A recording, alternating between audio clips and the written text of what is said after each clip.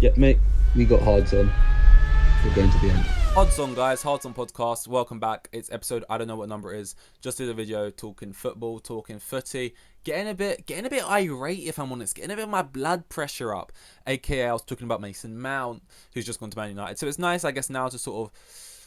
I was gonna say slow thing down, even though we're talking about a much quicker sport here in F1, but sort of just relax a bit more because I can relax a bit more with F1.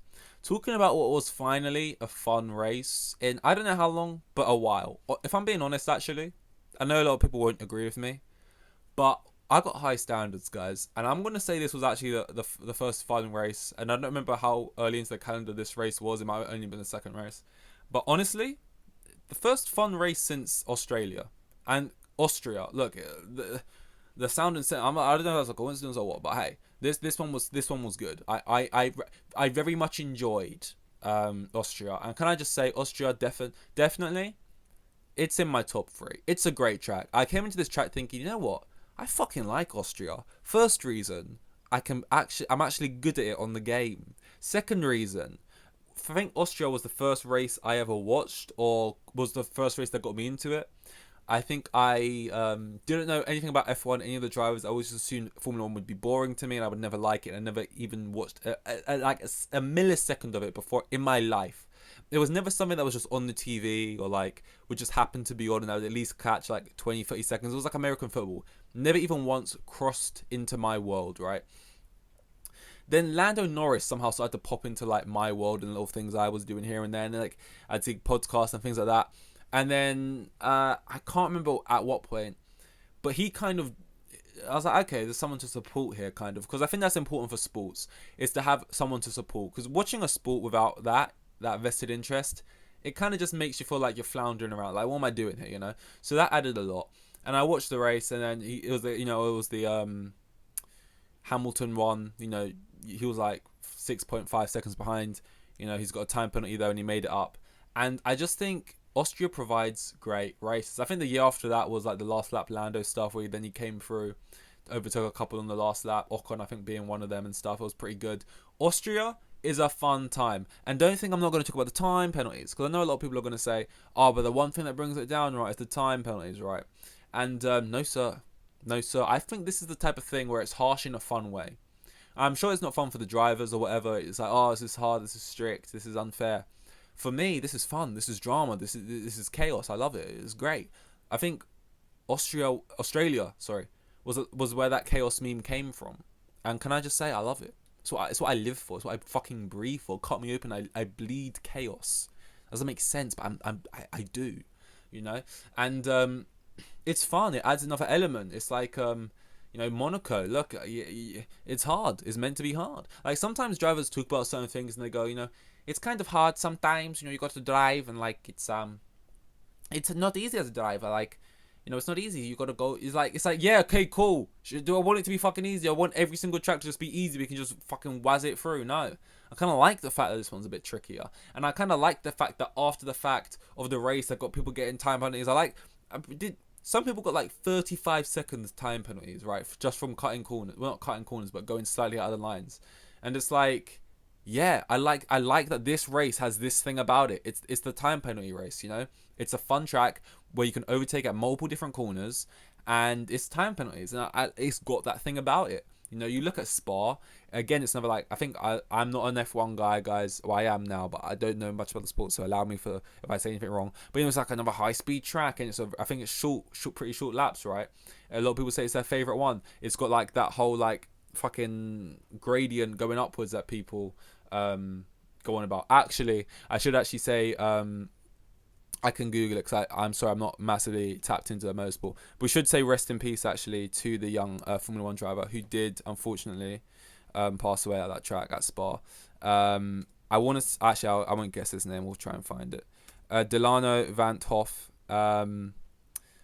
Obviously, no one likes that. And I think that's a fine line. I think you see like Lance Stroll talking about it. I think like in because we'll talk about that now, actually. Because I wasn't planning on talking about that. But that did just remind me while talking about Spa. But I think that is the right time. Like when I heard Lance Stroll talking about like when drivers are going, oh, this is unfair, like this makes it a bit hard, why can't they just change rules here in this corner and that corner? It's like, no, this is what kind of makes it exciting, and like this is just what makes this track trickier. But I think in the sense where if like drivers, and it's happened recently with another driver, F2 driver, again, I'm sorry, I don't remember his name. I only started watching sport recently. But like if it's a corner which is actively taking people's lives, like consistently in the same place, because it's just dangerous, then in those scenarios I think you should just change the corner. And I think the answer and the reason why, and it might not be a nice reason, but I think the reason why they don't do that is because they go for the same reason what I said about penalties. They go, well, it's not meant to be easy. It is, yeah, it's hard. It's one of the hardest. That's why the overtakes that do happen there are fucking fantastic, and they require so much skill because it's so easy to crash out there. You see people do it all the time, and they go for the aspect of it's exciting. You know, the death, your lives being on the line is what makes it exciting to these people, right? It's just true. It's the same reason why some people argue for not having the halo. Now, some people argue for not having the halo even because, because they didn't know, basically. Like, Grosjean goes on about how he argued not for the halo. The halo saves his life. He realizes the halo is great. Probably did a couple years before that.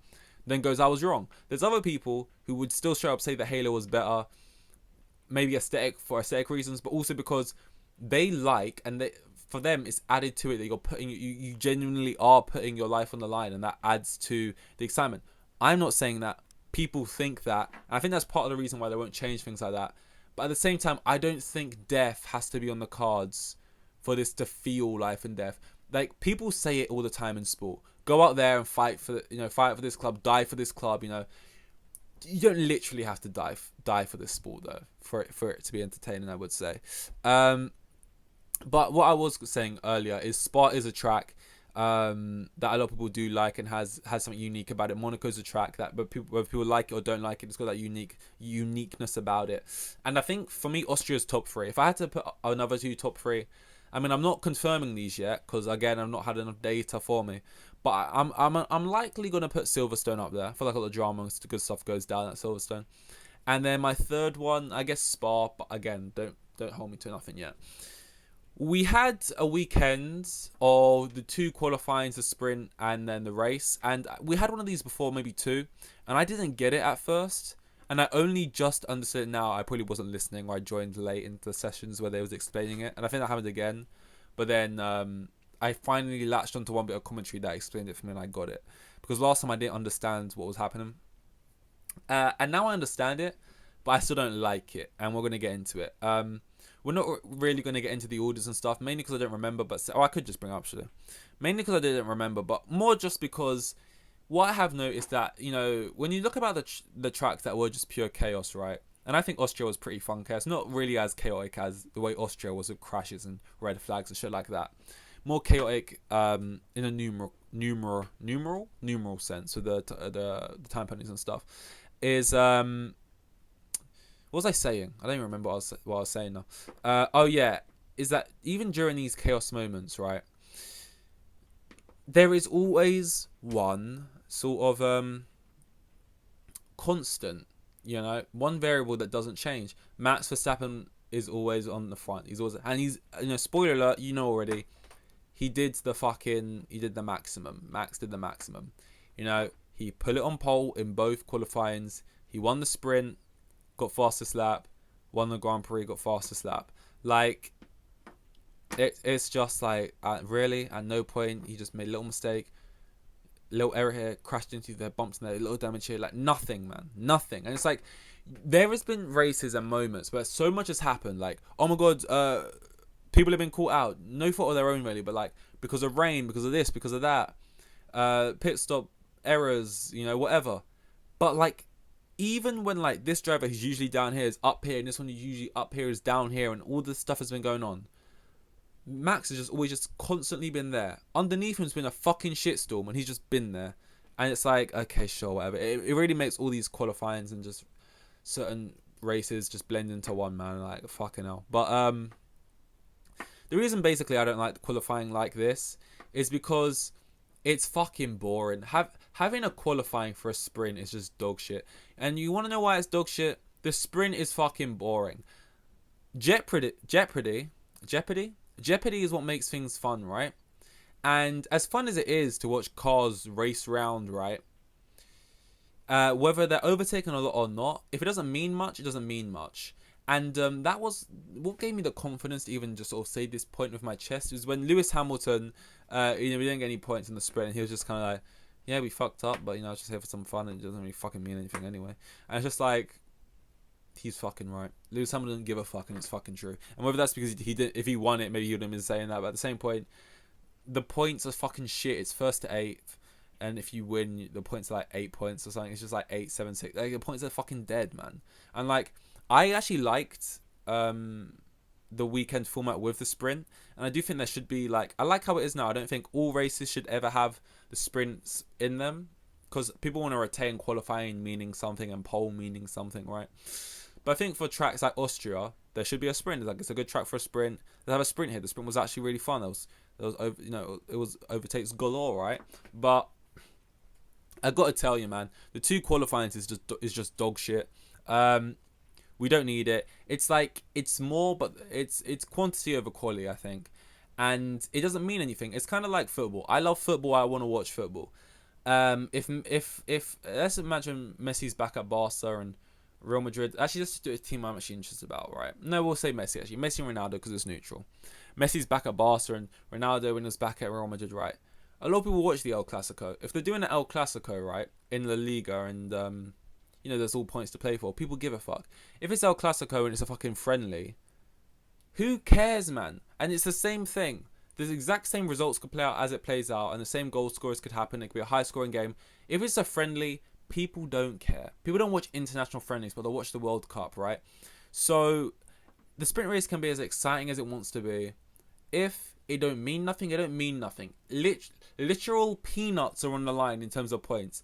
When the sprint was, you qualify for the sprint, and I think this is why they changed it. They didn't like how pole didn't mean pole. Pole just meant where you were for the sprint. But if it's only for 4 races or a few races, I think it's fine, honestly. Because if we're changing it up just to have a race that means nothing, then what's the point? Because ultimately, when it was you're qualifying for your position in the sprint race, then in that sprint race, you're racing for your place on the grid. It's just so much more fun. Because I know a lot of people have been saying on Twitter, right, they should change it so 1st to 15th is actually points. It'd make fighting down the bottom a lot more fun because people would actually be fighting for stuff. I don't agree with that, by the way. But this is kind of that same kind of point, but just in a different way. It makes it more fun. You could be P17 fighting for P16, P15, because that's actually going to help you get a couple more places for the Grand Prix the next day. When it's like only the top 8 is points, and it's like we're here for 20. It's like, what are we doing this for, man? Like, okay, sure, I got a point. I got 2 points. Great. Oh no, I got 2 points, but also I'm fucking 7th now, and I only qualified fucking P15. Like, okay, now that's just fun. It's like a progressive thing. It's like I'm doing the qualifying to get here, and then here to get to the race, and to the race to get to this. And I just feel like the way they got it going now, it ain't that fun. Lando Norris had fucking fire qualifying in both. Didn't make it work in the sprint. Made it work in the actual race. Verstappen was that constant going through. Perez continued to be dog shit until he actually decided not to be. And I think Russell got out qualified both times. Albon was kind of being that boy. And that's all there is to say on the qualifying. I've had a rate out of 10. I don't like this format, so it's getting a 5 at most for me. I don't even remember the first one, if I'm honest. Now, if we go into the actual race, we're not going to talk about the sprint.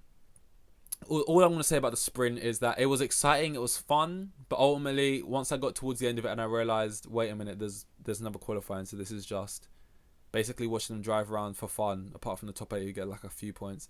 Like, I just realised, this is just kind of fun, but ultimately, I don't really care. So, all I can say is at most is when I saw Norris tumbled, that third corner, I think it is, right? First or second corner. When you see how, like, you see the 2 Red Bulls or a Ferrari and a Red Bull, I can't remember, go off the track, you're just thinking, oh my god, the 2 taking each other out. It's classic F1. Through goes Norris, fucking go. Like, not to say he would have won, but then he just doesn't, and I think he goes into anti-stall or something, and just like within a second, you're thinking, you go from he's holding position to he could be in the lead to, oh great, he's 10th type thing. Piastri was really good though in that session, I will say. Going into, by the way, my stomach is fucking churning. Who knew you could get this hungry just from fucking chatting shit, mate? Like, fucking hell, it hurts. I'm so hungry. Out of nowhere, too. So we'll go into the race then. And in the race, there was better luck for Norris. He basically, well, he was P4, went to P5, but it's the most you can hope for when you're fucking fighting Mercedes and Red Bulls. And to be fair, Mercedes weren't at it, but you know, Red Bulls and Ferraris seem to find some pace now. And for a second, I actually thought we were gonna have a real bit of fighting on the cards. Like, it was pretty close. They undercut him and stuff, and they were saying how Max is on this strategy and they're on a different strategy. It might not work out. And then all of a sudden that talk just kind of went quiet. And I don't remember seeing the different strategies play out. It was just like, oh, well, I guess these are the tyres each team are on to the end now. Like, did Max do a one-stop and did they do a two-stop? Did they both do a two-stop? I don't know what happened there. All I know is it just, all of a sudden, it was like they promised excitement because that's their job as commentators, to pretend it's actually going to be fun. And then it just ended and I was like, oh, wow. He's like 30 seconds ahead as always. Like, fucking hell. It's like, genuinely, when I see, at this point, because I know no one can actually challenge him, when I see Leclerc fighting him, or I see like Sainz fighting him, or Perez, I'm like, when Perez pushed him onto the grass, I'm like, fucking yes, son, because don't just defend him, don't play fair, take him into the wall if you have to. Like, I'm not seeing that enough. Like, I think Perez is too fucking chill, man. Like, I want a fucking Hamilton Rosberg type scenario. Like, Perez was never gonna challenge Verstappen, and not just because he's not quick enough, but because he don't have the fucking dog in him. And if he does, it's a poodle at best. Like, he needs a fucking, like, even if you're not good enough, you need to drive like you think you're good enough. You need to have that arrogant fucking confidence. I feel like a Daniel Ricciardo has. Again, do I think Daniel Ricciardo should take Perez seat? Like, well, firstly, I do. Not because he's better than him or deserves it, just because I prefer Daniel Ricciardo. But look, I don't know, man. It's just like, you remember when, I know they were fighting for a title and there's a lot more in it at stake at that point. But think about Silverstone year before last, when it was like, no. If I let you through here, you're taking the title type thing. Like, you're running away with it. Like, it's fucking, I'm going through or we're fucking crashing. Like, there is none of that type of shit. It's just, like, the fighting is too fucking nice. I want to see someone break the fucking rules and do the wrong thing and drive into someone because they don't want to give up the lead. And I feel like Russell at the moment, look, people might hate him for it. He's not spatially aware of this other stuff, but he's saying drivers on the track aren't spatially aware enough when really it's him. How ironic, or whatever, or if that's even the right word. I don't care. At this moment in time, Russell would be the one who provides some fucking entertainment, because I can't watch Max Verstappen. Why did I shout that loud? That fucking hurt my throat. I can't let Max Verstappen...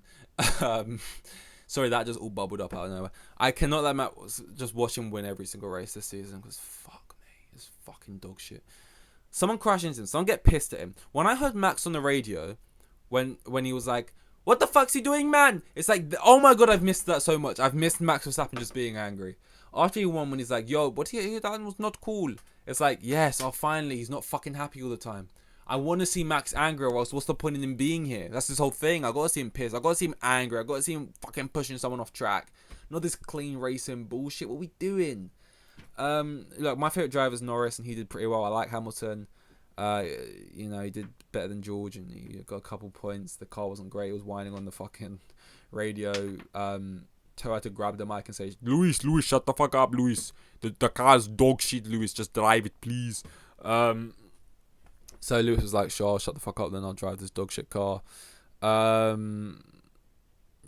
Alonso fucking rule books his way to fucking and gets himself some extra points. Smug little Alonso. I don't hate him for it though, because it got Norris up into P4. I also want to give Stroll some love. I just think there's just an agenda against Stroll. Look, is he like the most talented driver in the world? No. Is he ever going to be that guy like in the upper echelons? No. Was there points where maybe he should have lost his seat where other drivers would have, and maybe younger drivers could have got an opportunity? Yes. But what I would say about Lance Stroll is sometimes he does good shit and he doesn't get the praise for it. And he recently became Canada's all-time leading point scorer.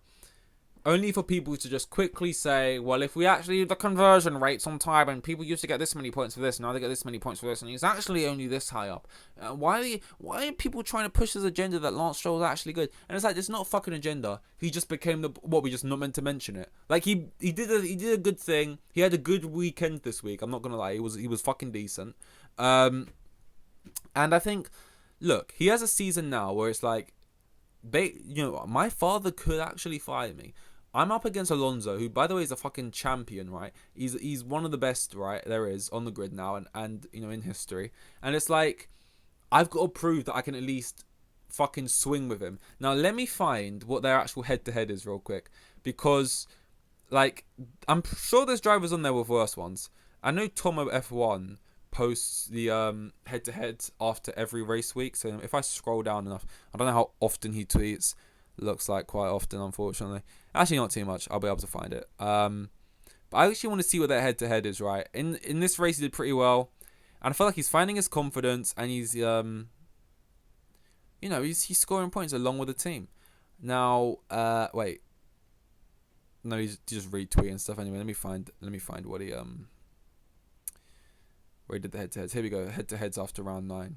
So, it goes... The most whitewash is Albon and Sargent, rookie, 9-0. So that's not great. Then it's Piastri Norris, which is 8-1. Then it goes Alonso and Stroll, which is 7-2. Sonoda De Vries, 7-2. Hulkenberg, Magnussen, 7-2. Verstappen, Perez, 7-2, right? Now we can go through the others. Bottas, Zhou is 6-3. Ocon, Gasly is 5-4. Hamilton, Russell's 5-4.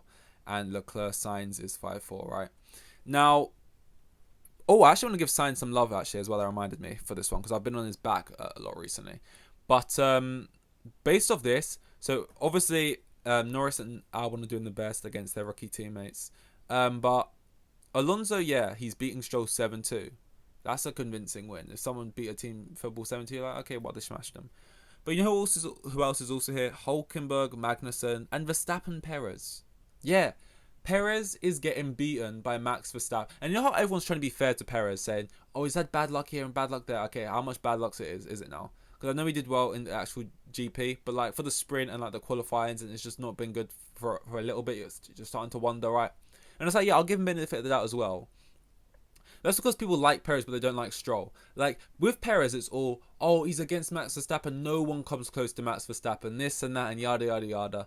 And the way I see it is, Lance Stroll isn't... No one's claiming Lance Stroll is the type of guy to be going head-to-head with Alonso.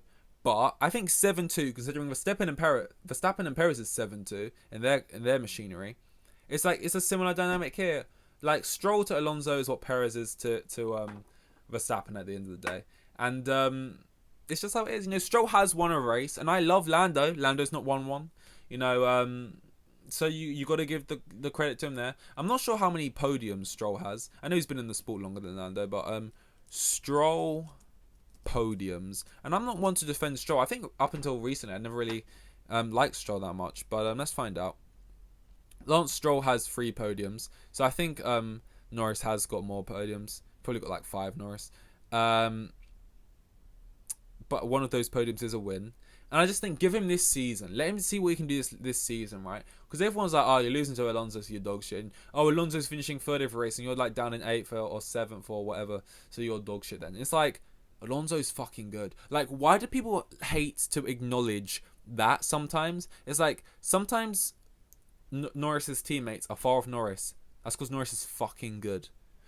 No one can combat fucking Verstappen. No one can ever fucking push him.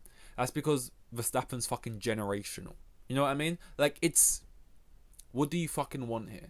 Unless you got the next generational talent, people claiming that's Liam Lawson. I'm not saying you shouldn't get a seat somewhere. I'm not saying you shouldn't get a seat. I don't know much about him, but everyone sings his praise all the time. I'm not saying you shouldn't have a seat. But, like, people got agendas, man. They got agendas. I got agendas. I don't like Ocon. That's it. I got a clear agenda. But I would preface that when I say my shit. People don't preface that they got an agenda against Lance Stroll. I'm just like, that's dog shit, man. That's bullshit. I don't like that. Sainz, I want to give some love real quick because, Carlos Sainz is someone I've really liked for a long time since I've been watching the sport, basically.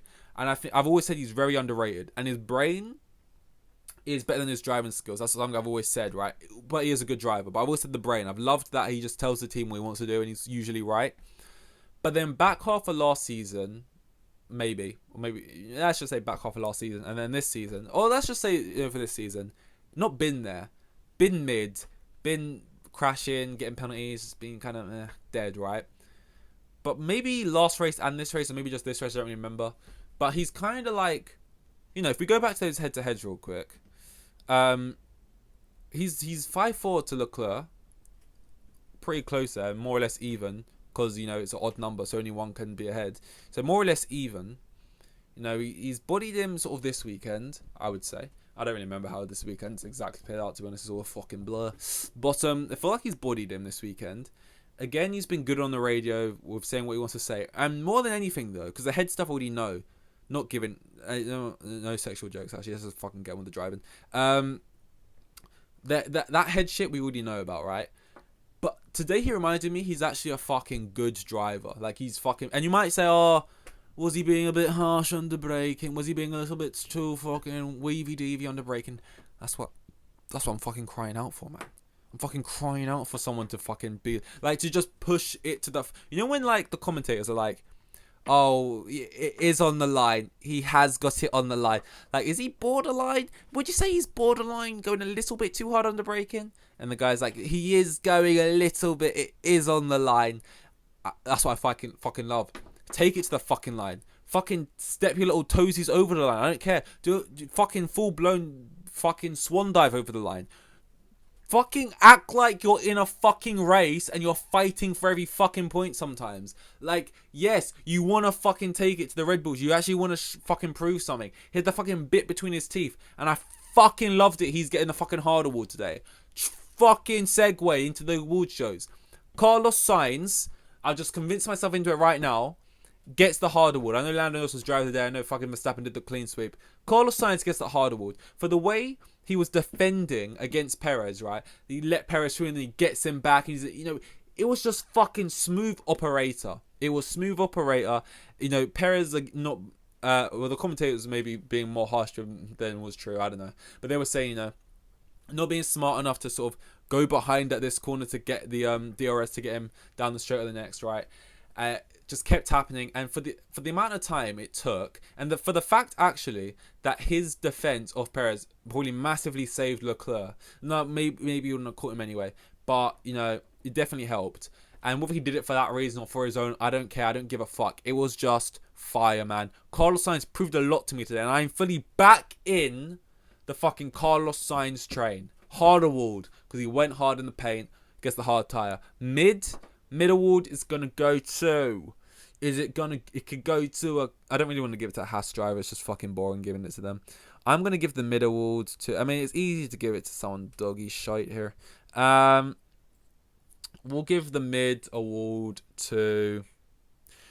I'm giving it to fucking Perez, man. I'm giving it to Perez. Yo, check me down on my agenda for Perez as well. Go ahead. I don't care. It's not just Ocon. But Perez is, yes. Look, I'm not going to act like Perez is fucking overrated or come out with these bold claims that I don't even know if I can fully back up with any kind of facts.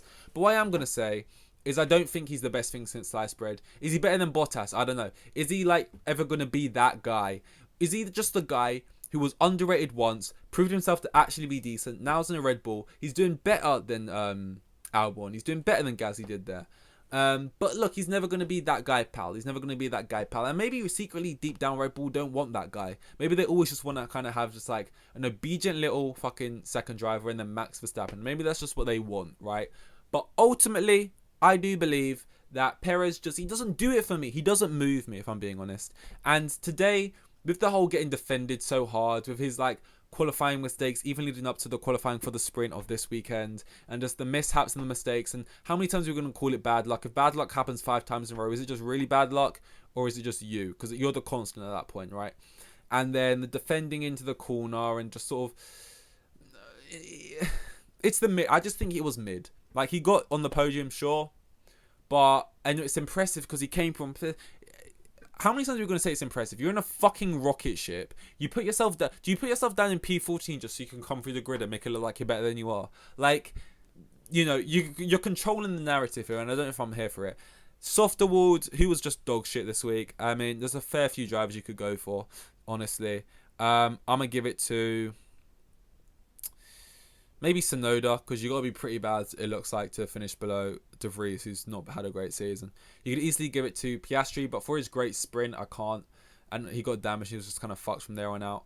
You could give it to Magnussen. I'm going to give it to Sonoda, just because De Vries has not shown much this season. So to finish below him, you know, the start he had where he was just going in too hard and he couldn't back it up with any skill. I'm going to give it to...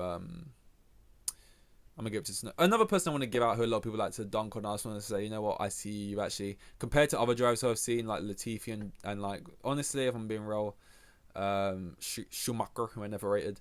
Sargent, I actually think he goes under the radar for just, you know, yeah, sure, is he, like, again, the next thing since sliced bread? No.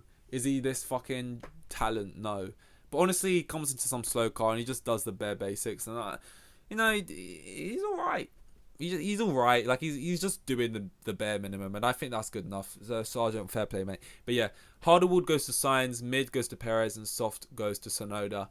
That's the race week. This is the longest episode I've done before, but there's a lot to talk about. There was a fucking 2 qualifying to sprint in a race, and a very enjoyable race at that. And I think some things that got me a bit heated as well. So, you know, this was whatever episode we're on now of the Hards On podcast.